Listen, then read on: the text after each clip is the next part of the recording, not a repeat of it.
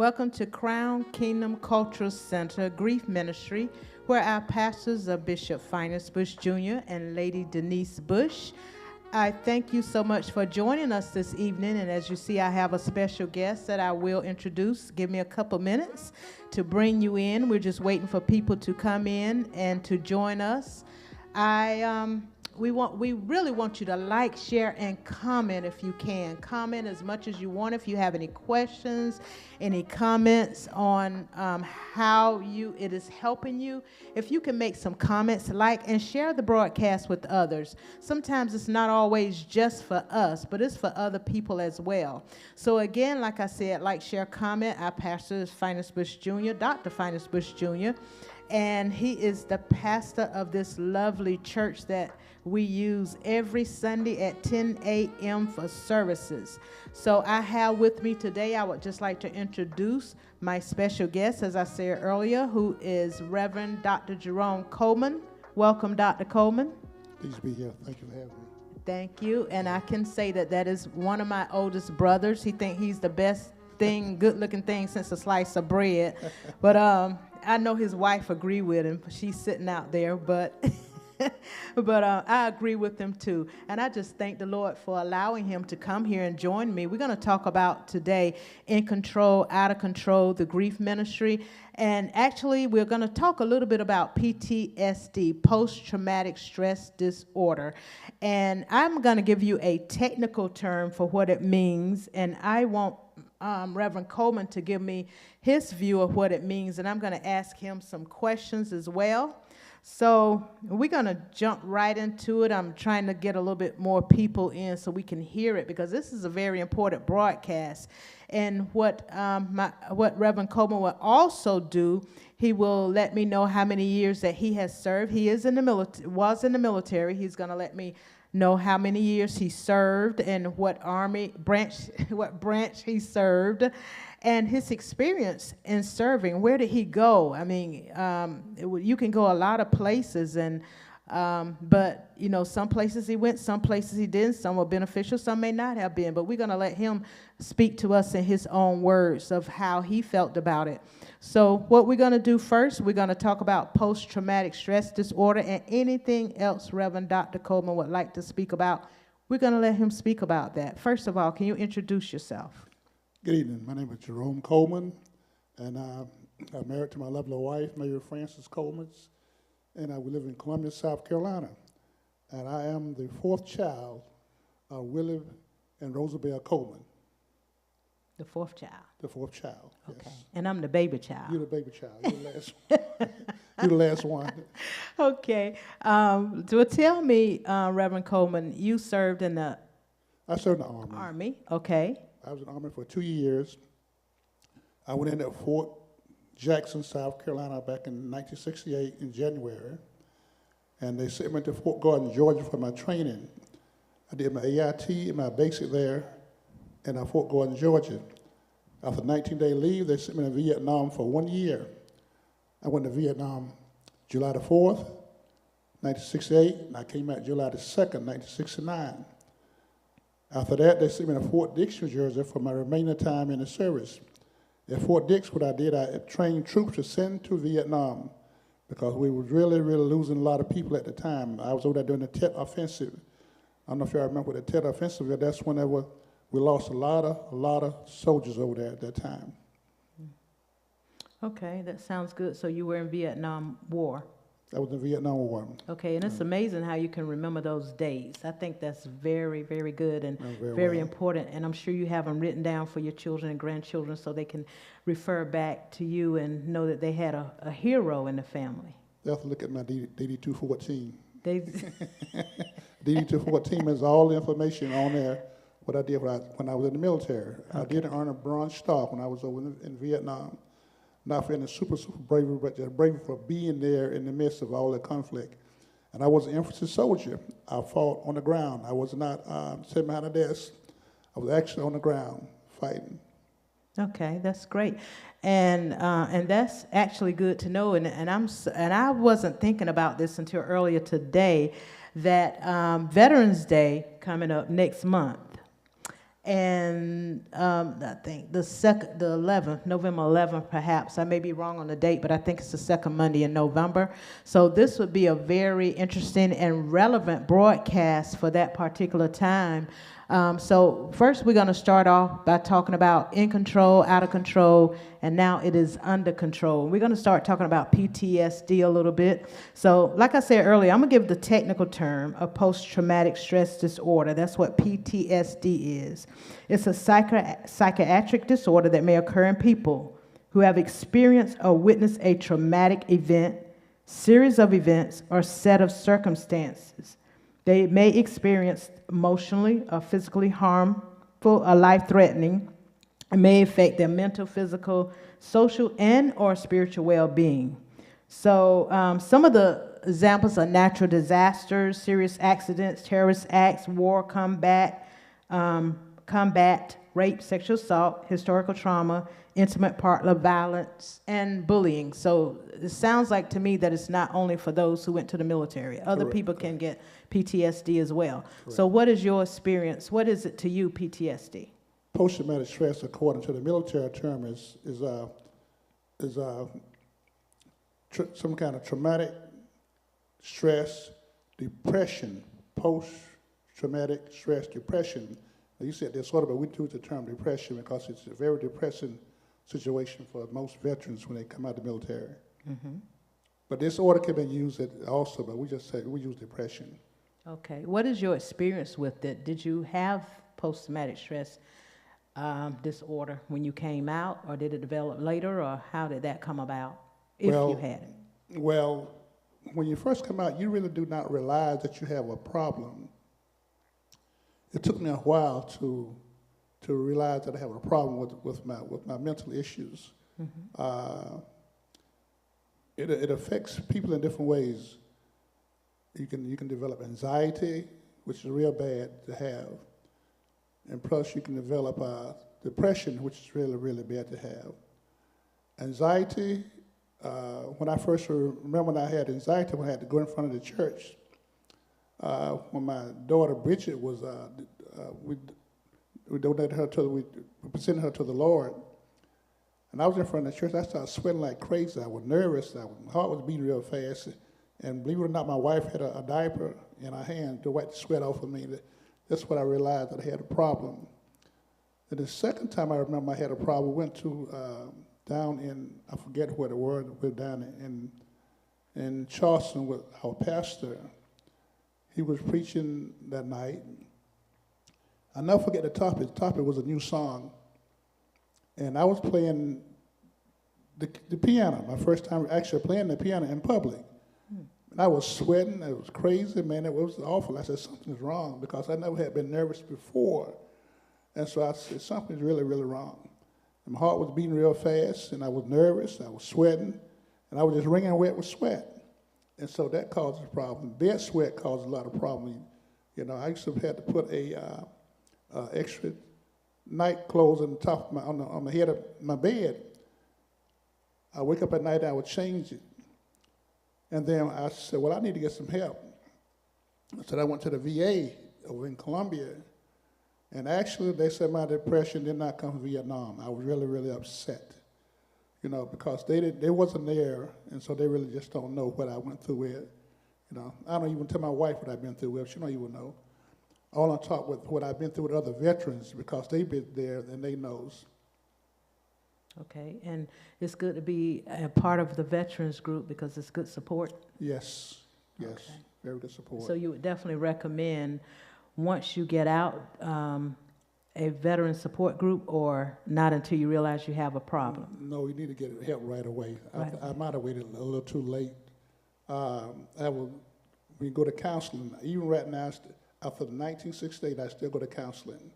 Oh, if I don't go to counseling, I talk to my counselor on the phone. Mm-hmm. And it's very important that you talk to someone, because you can develop high blood pressure from behind that. Your body will ache behind depression and anxiety. So it causes other problems as well. Health issues, not only just mentally, it will cause your physical issue with your body. Okay. So you don't know why you're hurting, because when anxiety hit you, But depression hit you, it goes to the weakest part of your body at the time. Mm-hmm. And we wonder why my back hurt, why my leg hurt, why my head hurt. And that's just anxiety and depression. Really, that's what it is. That's what it's all about. Okay, so you served again from 68 to I went in there 68 and I came out February the 2nd, 1970. 1970. And I really didn't want to make a career out of it because I had a tough time in Vietnam, so I didn't want to go back.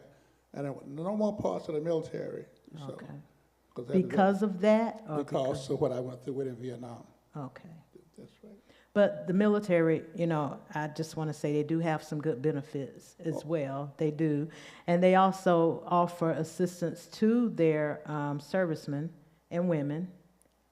True. Once they get out. And I also think that it's a very, very great thing that you sought help afterwards and you realized you needed help. And I don't think it's too late. It may have been too late at the time and you probably should have recognized it earlier, but the good thing about it that you did recognize it and that you are getting help right now. Do you know how a lot of military men and women are not getting help right now and they need it?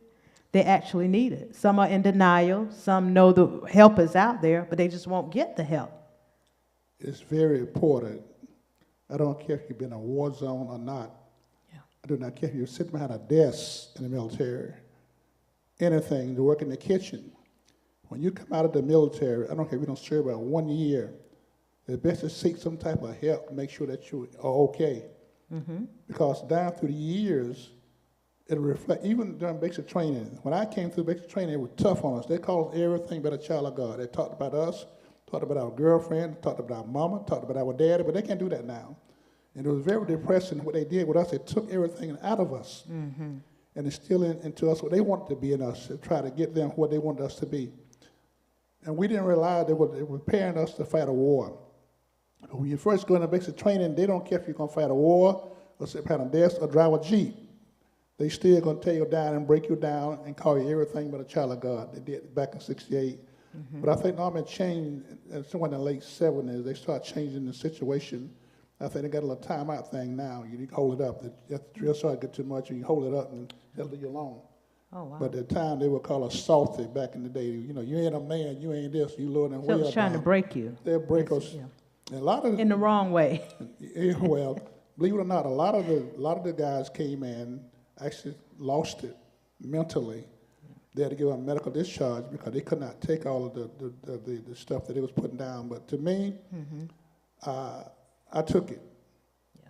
You know, I took it. And some of them went home. Some of them just after basic, during basic or after basic? During basic, and then push AIT training. Now, a lot of AIT training that's advanced infantry training. That's AIT is what it means, advanced infantry training. Infantry means that you can be in a combat zone, and you can be with a combat regiment or company. Mm-hmm. That's what it means. You know, you can even go to be a cook out in the field. Mm-hmm. You know, experience traumatic events. Your base camp can get overran. Your squad can get wiped out. Your company can get wiped out, and that causes a lot of stress, a lot of strain. Right. And then when you come back to the States, you'll find yourself, you know, with attitude. Yeah. And don't know why? Some of them don't know why. But I know when I first went in the military, you know, I was not like that. Mm-hmm. I was calm. Which easy. I don't know because... You was young. I don't remember when you left or came back, you know. Yeah, but all I know, it will affect you mentally. Okay. It give you a quick attitude, and it causes marriage to break up. It causes divorce. It causes a lot of children. It will cause your children to hate you. It'll cause your friends to hate you. Therefore, you have to watch what you say, how you say it, when you say it. You know, sometimes you have to be quiet, don't say anything. Mm-hmm. And depression and anxiety will make you sit there and don't say anything. It'll take your mind, your thoughts away from you. You can sit there, you can be thinking of something, man, I know I can't think of it right now, I'll think of it later. You know, and it comes in all ages. You have to wait till you get old to get depression, anxiety. Young men that goes in the military, this is what I'm going to tell you. Mm-hmm. They can come out, they can be 25 and 26 years of age. Depression and anxiety will strike them. And they don't know what's wrong with them, but I've urged them to seek help. They've been in any kind of military, you know, but the military is not the only one to give you traumatic events, like you say. You can have a car accident, You can have a hurricane. You can have, just anything traumatic that happens to you can cause depression or cause anxiety. Okay. Do you sometimes have, and now that you've been out for a number of years, and you are getting help, you are doing you're getting support, and of course your faith. I don't want to forget about that because that's most important overall is your faith as well. So do you have, and I know you mentioned the night sweats, but I know you probably taking medication to help different things. So do you have flashbacks? Oh, yeah, definitely. I definitely have flashbacks. Of when you were in Vietnam? When I was in Vietnam. Okay. And, this might get kind of sensitive to me, Mm-hmm. but I do have flashbacks. I dreamed that I'd be in a firefight. I wake up kicking and screaming. Okay. Yeah. Okay. So, but every young person may not have those type of symptoms. Some may have some different from the other ones. So some may have yeah. different from others. Yeah. Yeah. Like I say, anxiety and depression affect people in different ways. Right. Some, they'll lose weight. Some have bad eating habits. Some turn up to have gambling habits. There's something that's out of the extraordinary that will cause you to realize, but you got to find out what the symptom is. Everybody do not have the same symptoms, Mm-hmm. and the thing we have to do, look up what causes you, what your symptoms are. Seek help. I've been seeing my counselor for over 27 years, and I will never stop seeing this counselor as long as I live, because you can become suicidal, and you can also become homicidal. So therefore, you got to be very careful. If you notice in school shootings, as young men who do the school shootings, Mm-hmm. they are homicidal. Most of those kids have depression problems, like disorders you call it. That go undiagnosed. Go undiagnosed, and they need help. And I think that the school system, I'm going to say this, should have the guidelines in that school to find out who the children are in that school that have problems. They could have a problem at home, you never know, that'll cause them want to hurt people. So depression and anxiety is a terrible thing. I just want to put it like that. So I'm going to do a much lighter note because I know that's kind of touchy for you, the PST sometimes, STD, and the things that you've been through. And I really appreciate you sharing that because I know it can't be easy, to touch when you struggling with something or when you've been through something and then you have some hard places. And then when you go back and visit those hard places, they sometimes can bring up different memories and different thoughts and cause the grief all over again. So I'm going to go on a much lighter note. What's been your go-to scripture? I know you've had a lot, but you asked me about one sitting here. Well, the Bible said that cast all your cares upon him. Mm-hmm. And the new, I think MSG's translation said anxiety. One of them said, cast all your anxieties upon him. Yeah. I don't know which one it is. But I just want to point this out very quickly. I missed something. Let me say do you remember what the scripture is? Ooh. That's okay. Go ahead. No, I have to look it up. I just want to say this.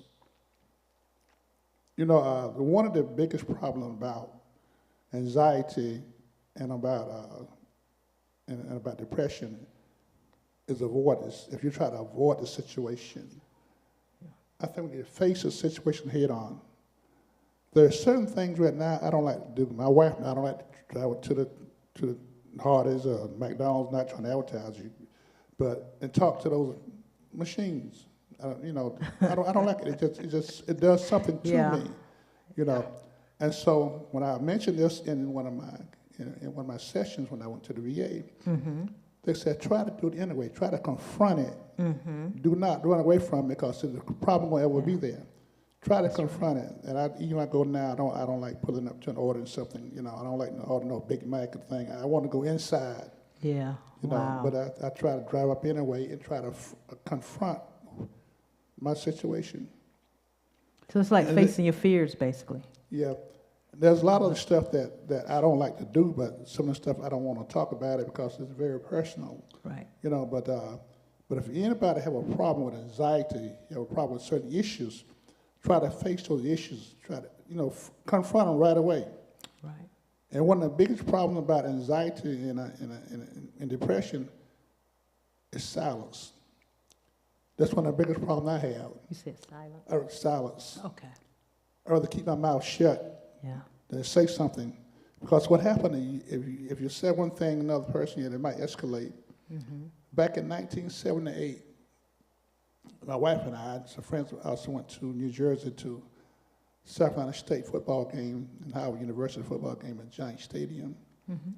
And we stopped at the gas station to fill up gas. We was in a friend's car. We didn't drive our car. And I noticed then that at the gas station, I was used to, the people pumping the gas, there's a change those I went to Vietnam and came back. Mm-hmm. And I got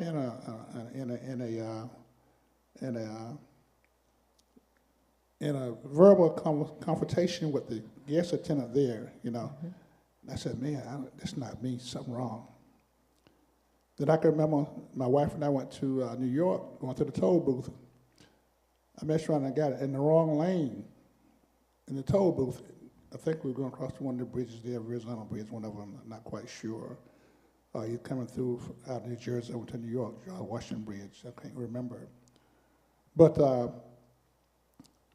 and I told the lady I got in the wrong lane. I said, can you go there? I pay now. And the lady said something to me that I didn't like. Mm-hmm. And I jumped right back on her, And my wife scolded me later, said, you act just like, you weren't acting right. And I didn't control my emotions. Anxiety and depression will cause your emotions to go the opposite way you don't want to go. You can go to 0 and 100 in 1 or 2 seconds.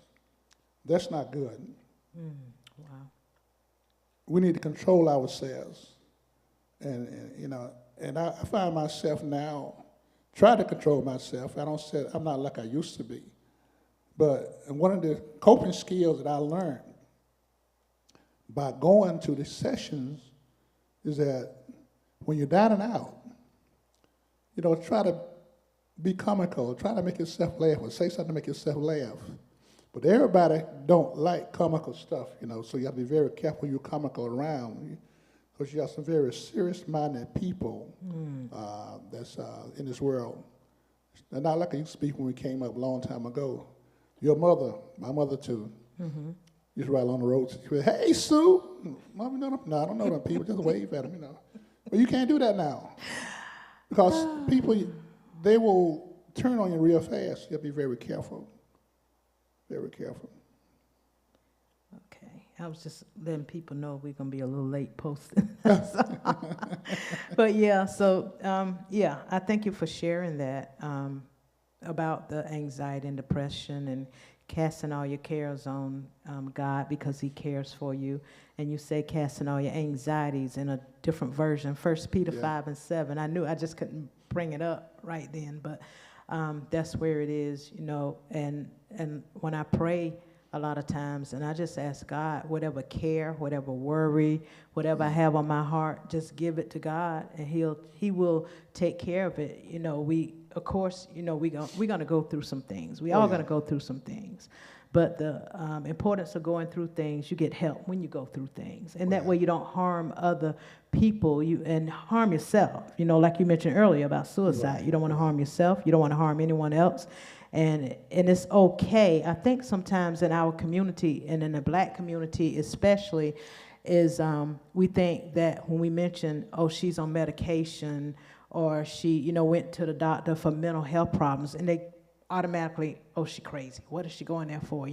She, got mental health issues, but it's okay.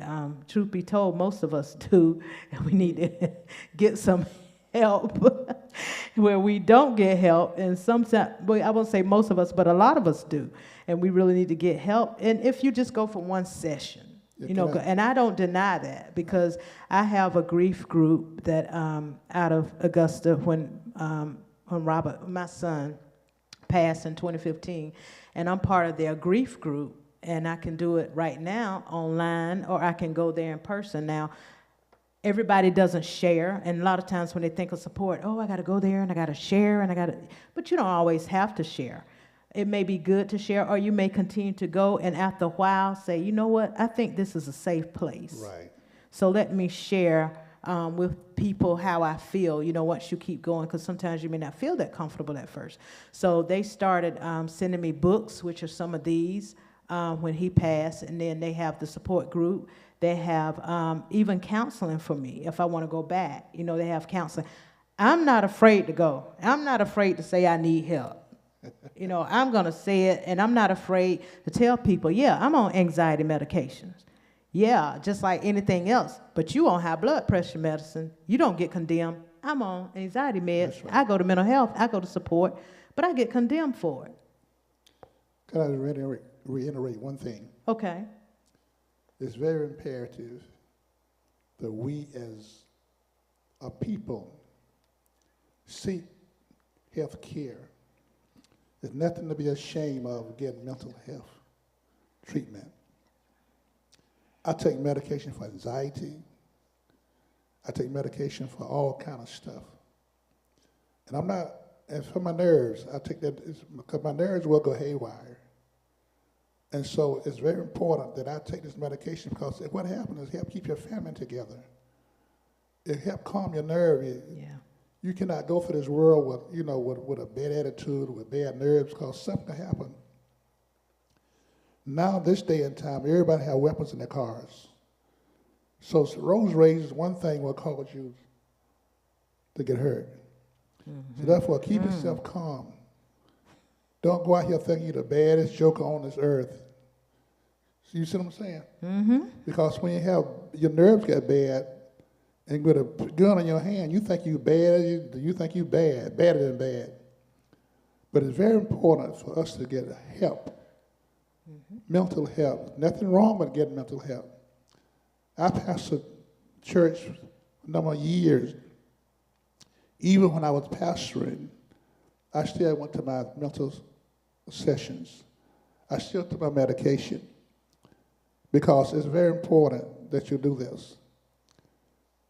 Check your children out. Make sure your children. That's good. Make sure your children is mentally stable.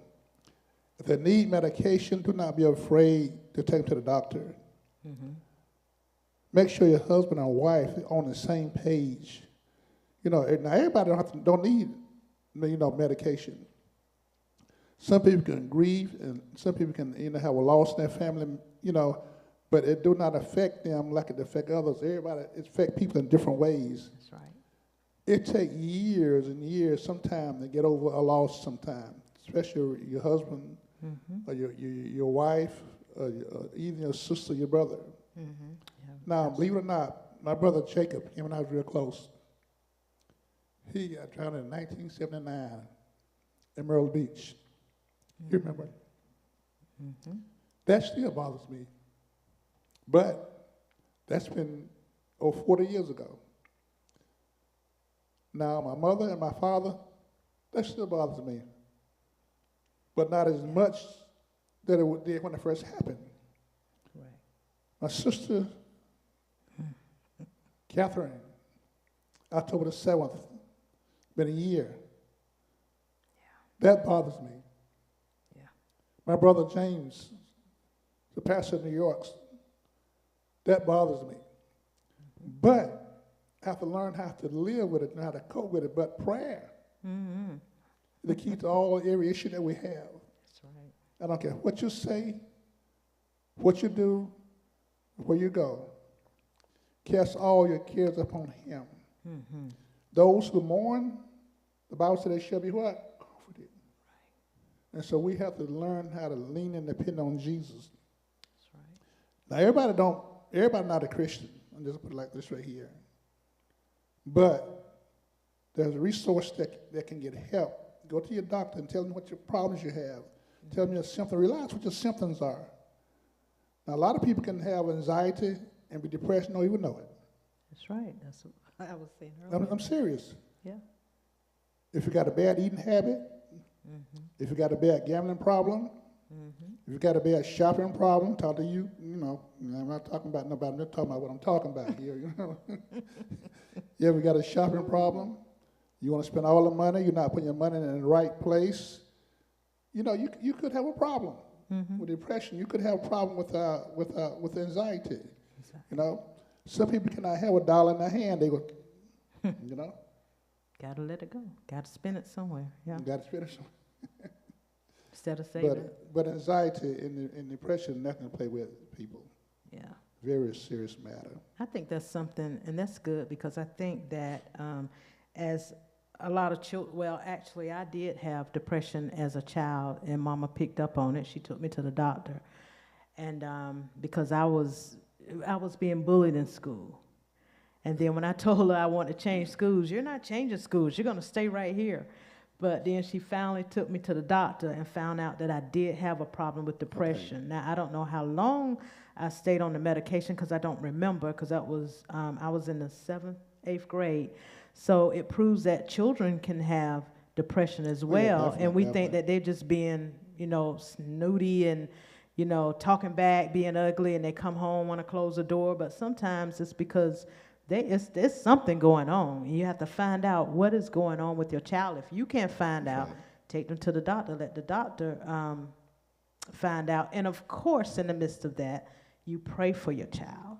Day and night, you continue to keep them. Because I don't want people, you know, to think the first thing we do is run to the doctor. The first thing we should be doing is running to Dr. Jesus, is be running to Christ to pray, to put our prayers up. Now, other thing I want to say, everybody is not saved. So this is a perfect opportunity for anyone who want to receive salvation. Just put it in the chat. Just type it in the chat. Say, hey, I'm ready. I want to receive salvation. Or you can show up at here, Crown Kingdom Culture Center, 720 Edgefield Road. Oh, Edgefield Road, one of them. Edgefield Road. You can show up here at Crown, right here in North Augusta, or find a local church where you are that teaches the Word of God. That's and right. that will show you and lead you and let you know not only how to be led to salvation, but to disciple you as well.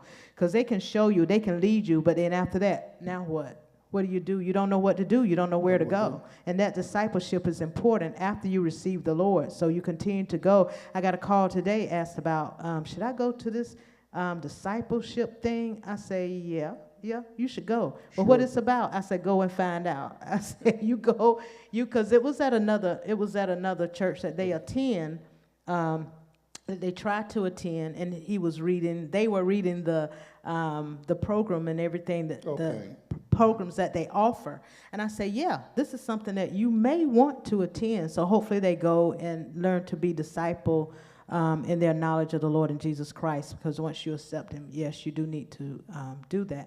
So I do want to thank you. We're going to go ahead and get out of here. But is there anything else you want to add that you can think of? One more thing before I go. You mentioned children. You know, every child do not learn as equally as another one. Absolutely. You know, we have to realize that children they learning disabilities. And so we have to be careful, because it'll cause them to go into depression. It'll cause them to have anxiety. Because when in that classroom, the other children are learning like that, and they are slow learning. And so we have to be very careful. If they need counseling, if they need tutoring, it's best to find out where they are while they're young. That's all I want to say. Just keep an eye on your children and pray for them. And I'm glad you said that, because that reminded me, too, when you said children learn at a different rate, people grieve at a different rate, and children grieve at a different rate as well. And I don't know if you get to the point where they say, oh, they should be over that by now, but no, sometimes it takes just a little longer for some people. So we have to give them grace, be more cognizant and more loving and more empathetic towards them as they go through. And also we have to remember that we were once there too. Oh, yeah, now, some of us, we are still there. We are still there. And like you say, I don't remember Jacob that much. I only remember Jacob after I graduated. Awesome. But Ling and James Arthur and Mama and Daddy, I think about Daddy a lot, because Daddy has taught so much. sitting right under him, dead. That's all he did was teach, teach, teach. Don't talk about my daddy. But he taught you about electrical work. You learned, and you could use it back then. Now they want somebody, and I'm sure you got your certification. But, he didn't have that certification, but he knew all of that. And he taught me as well, different tools and a whole lot of stuff. I could go on and on and on, because... but yeah, we'll talk about the grief, and we just thank my brother, Reverend Jerome Coleman, for coming here and sharing with us his military years of service and how he served and what happened and where he went. We just thank the Lord for him, and we ask that you come back another time. Would you be willing to do that? Sure. And talk about something else. We're going to invite him back. And I just want to invite all our listeners out to Crown Kingdom Cultural Center. And I want to invite you out on Sundays at 10 o'clock. We have services. We start prayer at 9:30. We start prayer at 9:30 on Sunday mornings. But, don't skip prayer. Prayer is very important. If you can get out here to pray with us, that would be wonderful. Wednesday night, Bible study, 7 o'clock, awesome. We start prayer at 6:45. If you want to start at 6:30, we can do that. 6:45 on Wednesday nights. And the grief ministry will be back on first and third Mondays, the first and third Mondays. And I want to announce that we have the marriage ministry on second and fourth, on the second and fourth Monday. So remember, we always keep you busy on Mondays so you can watch us. So if that would be all, and we just thank our pastors again for allowing us to come on, and we just ask that you like, share, comment, and we'll see you later. Have a good day.